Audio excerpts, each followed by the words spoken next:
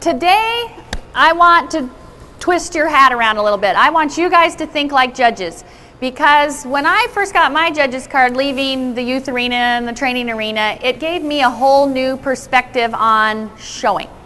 And what we're going to do is our little victims out here, our demonstrators, I've told them a pattern. They've had a little chance to practice like you would in a normal show situation, and I'm just throwing them at the wolves, you being the wolves.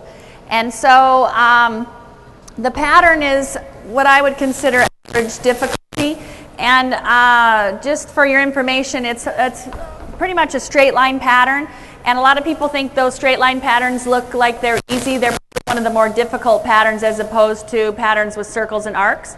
So don't let a straight line pattern give you a little bit of false confidence that it's an easy pattern. It's very hard to get a horse to go correctly in a straight line.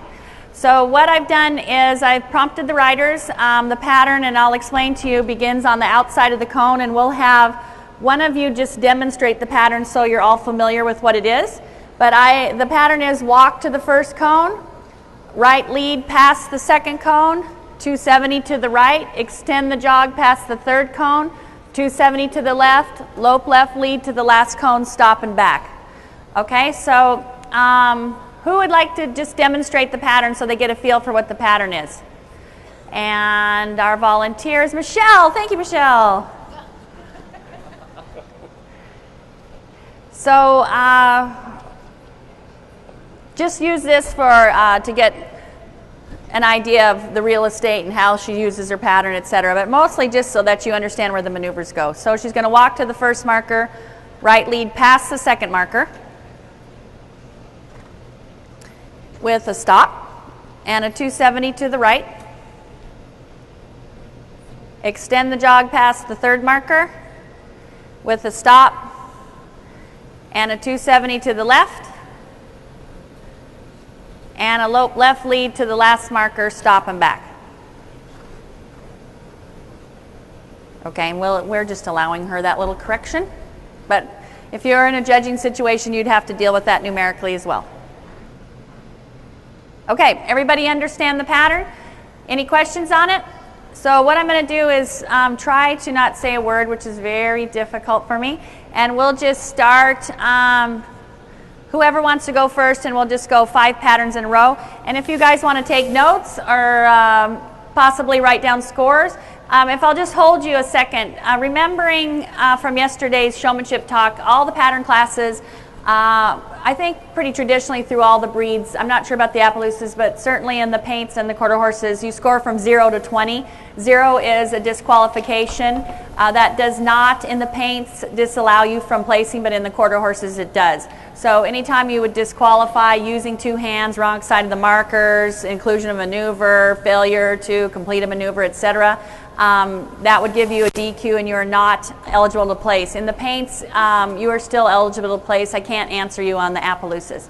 So first and foremost, you want to be on pattern. You don't want to disqualify, etc., to get a score. The median score, just to refresh your memory, is anywhere from 12 to 14 that a judge will begin with, and you go up and down the scale of points, providing you perform the maneuvers good or bad, however that turns out. In a novice class, very often an average score will win. You just want to be correct. How do we derive our score? First, it's a mechanicals. The mechanics of the pattern, meaning the maneuvers where you get, if you get past the markers, if everything's correct, if you get correct leads, perform the maneuvers as they're described. And then there's also style score, which would relate to how you sit in the saddle, handle the horse, your actual overall horsemanship or equitation. So that's how we derive the scores. It's similar to the reining where you get penalty scores and maneuver scores. So sometimes a rider can be an exceptionally good rider, have a little mistake that may beat a rider that is an average or below average rider that's correct. And that's a little confusing sometimes to the audience or to those onlookers, because they say, hey, that one trotted out of its rollback. But you have to remember that at each maneuver we're plussing and minusing.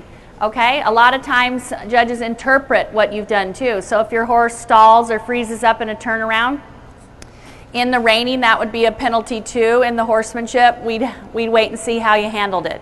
Of course, it's not ideal, but it would beat somebody, for me, if a horse started to freeze up and I could see the rider was thoughtful and worked through it in a timely manner. That would beat, for me, that would beat someone who went out on a horse that turns around and absolutely gives an incorrect cue or guides it incorrectly to get through that turn. Okay, so in the horsemanship, as in the showmanship, the judges also, I think, which is surprising to people, but the judges also are interpreting your thought process, okay? And we have enough feel where, and we've done it enough where we can kind of feel and see what's going on, and I would say, oh, she's getting into trouble, how's she going to handle it? Okay, so keep that in mind. There's a lot that goes on. I think it's threefold. It's mechanics, it's style, and it's interpretation, thought interpretation that gets you your overall score, okay?